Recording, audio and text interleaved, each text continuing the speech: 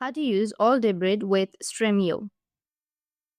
So if you want to use Alldebrid with Stremio, then what you need to do is first you need to make sure that you have a stable internet connection. After that, open up your browser. And then on your browser, you need to search for Alldebrid.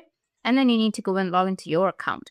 After you've logged in, you'll find the API keys at the top. Click on the API keys, which will be on the top right here. After that, you will find the API key. Simply copy the key. Just simply enter your API key name and then go with create, and your API key will be created. So just simply copy. After you've copied this key, open a new tab and then search for Stremio. Go with www.stremio.com and then go with login and log into your account. Go with sign in. Now here on the top, you need to click on add-on SDK. After you click on it, simply press on get started and install this application. After it's installed, you can paste the API key from the LDR and then you'll be able to stream. So that's it. That's how you can use Alldebrid with Stremio. And if you have any questions, feel free to comment below. Thanks for watching.